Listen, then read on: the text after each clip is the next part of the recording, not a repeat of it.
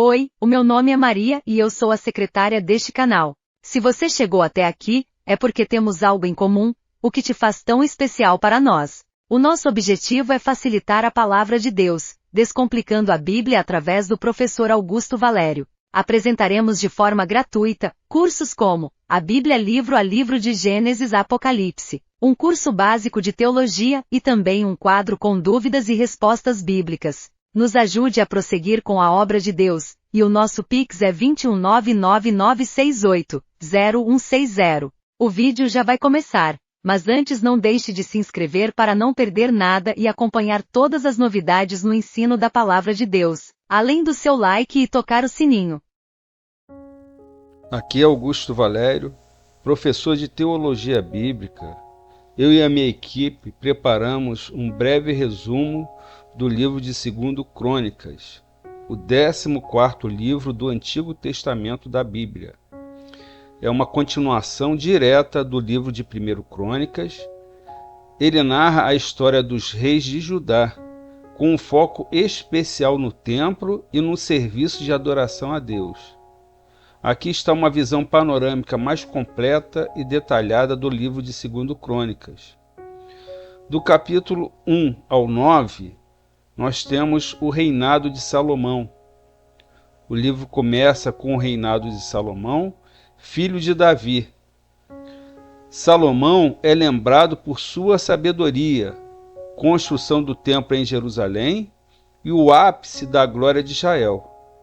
Ele realiza grandes projetos de construção, incluindo o templo e o palácio real, e é conhecido por sua sabedoria e riqueza. O templo é dedicado com uma grande cerimônia, e Salomão experimenta um tempo de paz e prosperidade. Do capítulo 10 ao 36, divisão do reino. Após a morte de Salomão, o reino é dividido em dois: o reino de Israel, com suas 10 tribos no norte, e o reino de Judá, com as tribos de Judá e Benjamim no sul. Essa divisão é resultado da rebelião e idolatria de Salomão. A história dos reis é contada em uma sequência de reinados, alguns dos quais são caracterizados pela adoração a falsos deuses e idolatria, enquanto outros são marcados pela reforma religiosa e o retorno à adoração a Deus. Profetas como Elias e Eliseu são mencionados nesse período. Capítulo 36. Queda de Jerusalém e exílio. O livro termina com a queda de Jerusalém e a destruição do templo pelos babilônios, liderados por Nabucodonosor. O rei Zedequias é capturado e levado cativo para a Babilônia, e grande parte da população de Judá é exilada. Esse evento marca o fim do reinado de Judá e o início do exílio babilônico.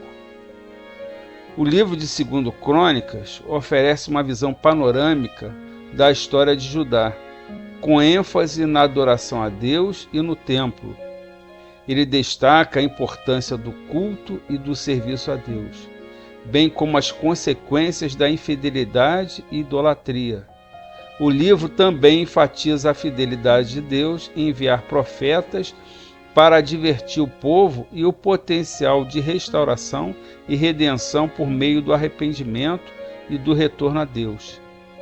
Ele serve como um lembrete do propósito e das promessas de Deus para o seu povo e aponta para a esperança de um futuro restaurado. O povo de Israel foi escolhido por Deus para representá-lo na terra, mas frequentemente se esqueciam da verdade e do seu chamado, tropeçando cegamente em busca de ídolos, como faziam as nações vizinhas. Então profetas, sacerdotes e juízo os traziam abruptamente de volta ao único Deus verdadeiro. 2 Crônicas relata essa sórdida história dos reis corruptos e idólatras de Judá. De vez em quando, surgiu um rei bom, e durante algum tempo havia uma renovação, mas a espiral descendente continuava, terminando em caos, destruição e cativeiro. O cronista escreve este volume para trazer o povo de Israel de volta a Deus, lembrando-os de seu passado. Somente seguindo a Deus eles iriam prosperar. Ao ler 2 Crônicas, você terá uma visão vívida da história de Judá. A história de Israel, o Reino do Norte, é praticamente ignorada no livro, e verá os resultados trágicos da idolatria. Aprenda as lições do passado.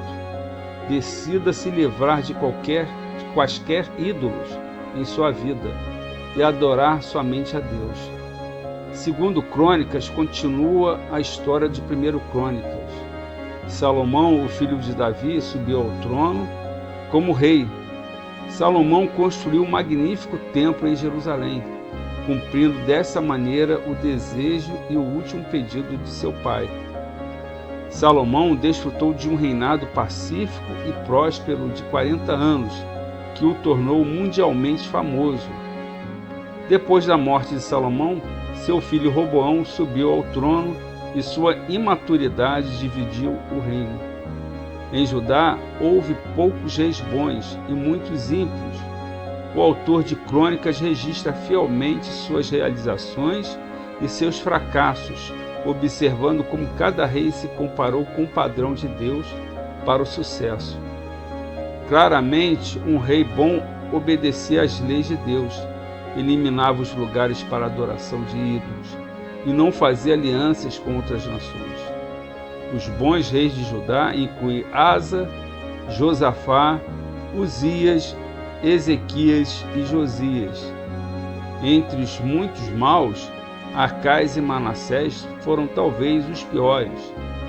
No final, a nação foi conquistada e levada cativa, e o templo foi destruído.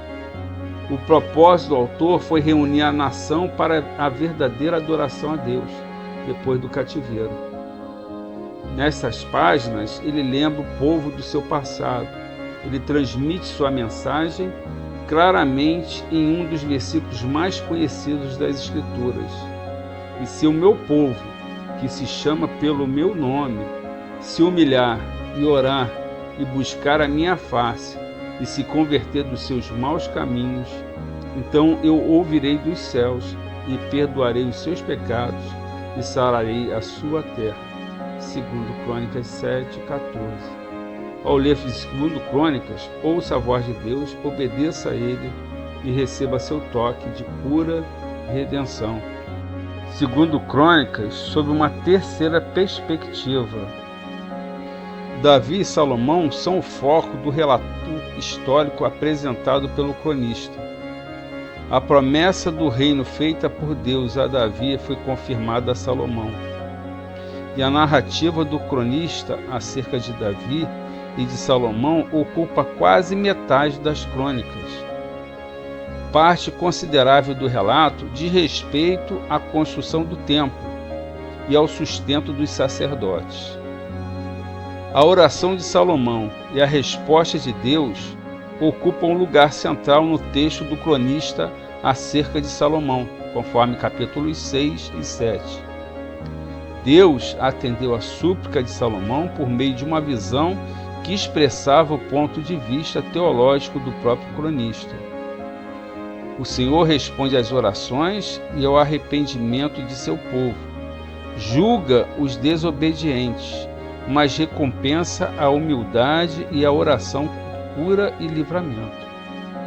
O autor usou seus recursos a fim de explicar para a sua própria geração as recompensas e os castigos de Deus. Depois de registrar a divisão da monarquia, o cronista volta o foco exclusivamente para Judá, o Reino do Sul. Associa a continuidade do reino e o futuro de Israel com duas estruturas fundamentais: a dinastia de Davi e o templo em Jerusalém. No entanto, o Reino do Sul nem sempre foi um modelo de obediência, e houve ocasiões em que Israel, o Reino do Norte, agiu de modo correto. Para o cronista, o Reino do Norte é sempre uma parte de Israel que precisa ser restaurada, e ele demonstra interesse pelas interações entre o Norte e o Sul. Não condena os habitantes do Norte pela divisão inicial, mas os responsabiliza pela recusa em voltar depois de suas queixas terem sido resolvidas. Por vezes, o cronista retrata os reis de Judá de modo bem diferente das descrições paralelas em 1º e 2º Reis, como nos casos de Uzias, Jotão e Ezequias. Embora Uzias tivesse sido um rei poderoso, que governou por mais de 50 anos, aparece como uma figura secundária em Reis.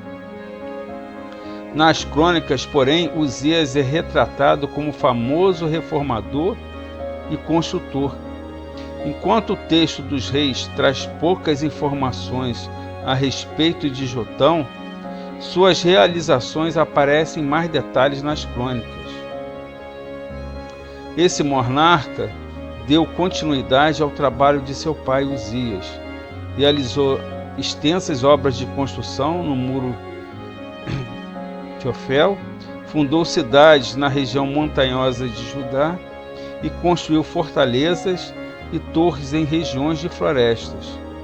O cronista também nos dá uma visão mais ampla acerca de Ezequias, a quem dedica mais espaço que a qualquer outro rei, com exceção de Davi e Salomão.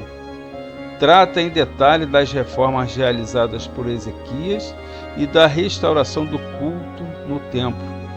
Fornece ainda uma descrição completa de como esse rei se preparou para o cerco dos assírios a Jerusalém. Na sequência, vem os reinados de Manassés e Amon, governantes cuja perversidade e idolatria preparam o terreno para a destruição de Judá. Manassés foi exilado, arrependeu-se e voltou a Judá, um microcosmo daquilo que os habitantes locais viveram posteriormente. O reinado de Josias agradou a Deus, mas depois da morte desse rei, o fim de Judá não demorou a chegar. Em 4 anos, os babilônios começaram uma série de ataques que levaram à destruição do templo e ao exílio na Babilônia da maior parte da população. A infidelidade do povo de Judá à aliança finalmente manifestou suas consequências. Entretanto, o cronista inclui um lampejo de esperança e termina o relato com a proclamação de Ciro em 538 a.C., a qual permitiu aos judeus regressar à Judéia e reconstruir Jerusalém. O Senhor te abençoe e te guarde. O Senhor faça resplandecer o seu rosto sobre ti e tenha misericórdia de ti. O Senhor levante sobre ti o seu rosto e te dê a paz, te dê a alegria, te dê o amor.